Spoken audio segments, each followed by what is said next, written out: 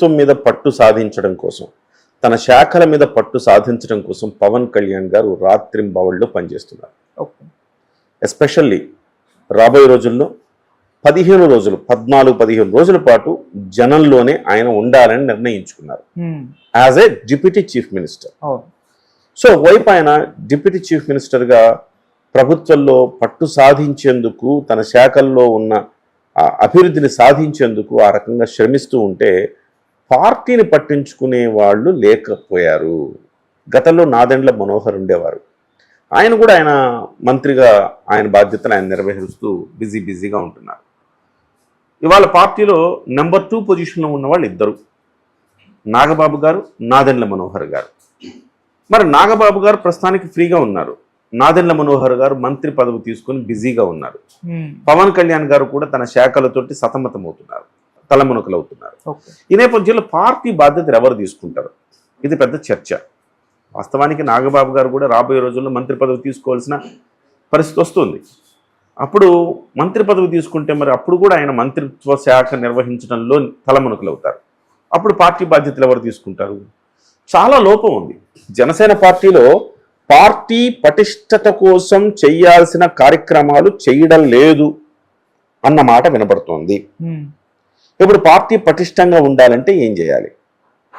So ఒక నాయకుడు దాని బాధ్యత భుజం మీద వేసుకుని తిరగాల. పార్టీ నాయకత్వంలో, పార్టీ క్యాడర్లో ఒక రకమైన నిరుత్సాహం వస్తుంది. 7 నెలలైంది, మమ్మల్ని ఎవరు పిలవలేదు, కనీసం శభాషణ లేదు, గెలిచిన తర్వాత కనీసం నియోజకవర్గాల్లో ముఖ్యమైన నాయకులను పిలిచి మాట్లాడలేదు అన్న ఒక భావన బలంగా ఉంది. ఈ నేపథ్యంలో దీని నుంచి మళ్ళీ పునరుత్తేజం కల్పించడానికి నాగబాబు గారికి ఈ బాధ్యత అప్పగించినట్టుగా మనం భావించాలి. జనంలోకి జనసేన పార్టీ కింది నుంచి బిల్డ్ చేయాలి.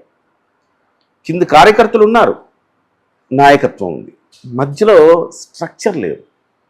స్ట్రక్చర్ని ఏర్పాటు చేసే క్రమంలో ఇవాళ చాలా చోట్ల చేరికలు ఉన్నాయి. చాలా చోట్ల చిన్న నాయకులు అనేక మంది చేరాలనుకుంటున్నారు. ఎక్కడ చేరాలి, ఎలా చేరాలి, ఎవరితో మాట్లాడాలి ఏమీ అర్థం కాదు. అసలు ఎవరున్నారు, ఏ నాయకుడితో మాట్లాడాలి?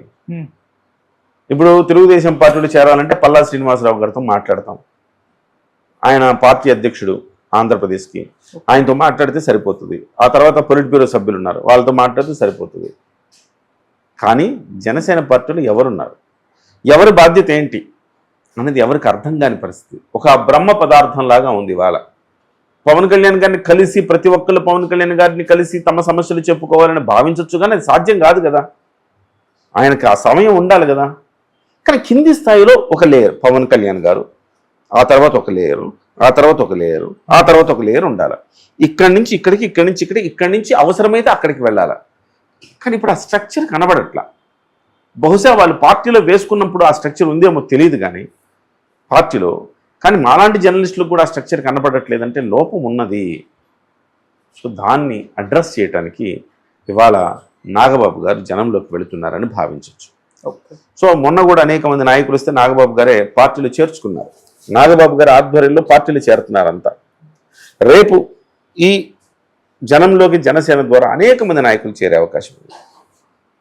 ఎంతమంది నాయకులు చేరుతారో అందరిని చేర్చుకొని ప్లీనరీ సమావేశం నాటికి పార్టీని మరింత బలోపేతం చేసుకుని 1 నెల రోజుల పాటు గట్టిగా తిరిగితే చాలా చోట్ల నాయకత్వం వచ్చే అవకాశం ఉంది. ప్లీనరీ నాటికి ఈ కమిటీలు వేసుకొని, ఈ కమిటీల ద్వారా ఆ ప్లీనరీ అప్పుడు వాళ్ళలో ఉత్తేజం నింపేలాగా ఆ కమిటీలను ప్రకటిస్తే కనుక జనసేన పార్టీకి ఇప్పటివరకు ఏదైతే అసంతృప్తిగా ఉన్నారో ఆ లీడర్షిప్ వచ్చే అవకాశం స్పష్టంగా కనబడుతుంది. అందుకే ఇవాళ నాగబాబు గారు ఈ పర్యటన ప్రారంభించారు. యాదృచ్ఛికం పొంగనూరు నుంచి మొదలైంది. ఎవరైతే అటవీ శాఖ భూముల్ని ఆక్రమించుకున్నాడు అంటున్నారో ఆ నియోజకవర్గ ఎమ్మెల్యే పెద్దిరెడ్డి రామచంద్రారెడ్డి, అదే నియోజకవర్గం పొంగనూరు నుంచి ఇవాళ జనంలోకి జనసేన స్టార్ట్ అవ్వడం అనేది ఒక రకంగా యాదృచ్ఛికమే నేను అనుకుంటున్నా. అది వ్యూహాత్మకం కాదని అనుకుంటున్నా. సో బహుశా వ్యూహాత్మకం కూడా అయి ఉండొచ్చు కూడా. ఎందుకంటే ఝలక్ ఇవ్వటం, ఎక్కడైతే బలమైన నాయకుడు ఉన్నాడో ఆ నాయకుడి దగ్గర ఆ ఇలాకాకి వెళ్ళి మన జెండా ఎగురవేసి మన బలమేంటో మనమేంటో చూపించాలి అని కూడా జనసేన పార్టీ అనుకోని ఉండొచ్చు. సో ఆ రకంగా ఇవాళ పొంగనూరుతో ప్రారంభమవుతోంది. అనేక చోట్ల జనంలోకి జనసేన వెళ్ళే అవకాశం ఉంది. నాగబాబు గారికి ఒక మంచి బాధ్యతలు ఇచ్చారనుకుంటున్నా. నాగబాబు గారు రేపు మంత్రి అయిన తర్వాత కూడా ఈ స్థానం ఖాళీ ఉండకుండా ఒక జాయినింగ్స్ కమిటీ లాగా ఒక కమిటీని ఎంచుకొని ఆ కమిటీ ద్వారా ప్రతి చోట మీటింగులు పెట్టి ఎవరైతే ఆసక్తి ఉన్నారో వాళ్ళందరినీ కూడా పార్టీలోకి చేర్చుకొని ఒక బలమైన నాయకుల్ని పార్టీలోకి ఆహ్వానించి తద్వారా పార్టీని మరింత బలోపేతం చేసుకోగలిగితే పవన్ కళ్యాణ్ గారికి వచ్చిన ఈ చరిష్మా, చాలామంది పవన్ కళ్యాణ్ గారు కూడా పవన్ కళ్యాణ్ గారికి చాలా మంది సలహాలు ఇస్తూ ఉండొచ్చు. ఓకే, ఏముందండి, పవన్ కళ్యాణ్ గారిని చూసే కదా ఓటేసేది, మధ్యలో వాళ్ళ పని లేదు. పవన్ కళ్యాణ్ గారు ఓటర్లు, పవన్ కళ్యాణ్ గారు మధ్యలో ఒక క్యాడర్ ఉంటుంది. ఈ క్యాడరే ప్రతి ఓటర్ని పుల్ చేసి తీసుకుపోయి పోలింగ్ బూత్ దాకా తీసుకుపోయి ఓటేస్తారు. పవన్ కళ్యాణ్ అంటే అభిమానమే. కానీ ఈరోజు పుష్ప 2 సినిమా వస్తుంది నెట్ఫ్లిక్స్లో, ఏమేస్తాంలే ఓటు చూద్దాం, లేదు ఈరోజు ఇండియా పాకిస్తాన్ మ్యాచ్ ఉంది, ఏం పోతాంలే గురు, అందరూ వేస్తారుగా, మనం అయిపోతే ఏమన్నా నష్టమా, చూద్దాంలే, గెలుస్తుంది జనసేన గెలుస్తుందిలే అనుకుని నువ్వు. కానీ అలాంటి వాళ్ళందరినీ తీసుకొచ్చి ఓకే బద్దకించిన వాడిని, ఏదో సిల్లీ రీజన్స్ చెప్పి ఆగిపోయిన వాడిని, ముసలి ముతక అందరినీ తీసుకొచ్చి ఆటోలు ఎక్కించి తీసుకెళ్ళి పోలింగ్ బూత్ దాకా తీసుకెళ్ళి ఓటేయించి తీసుకొస్తారు చూసారా, అది ఎలక్షనీరింగ్. ఆ ఎలక్షన్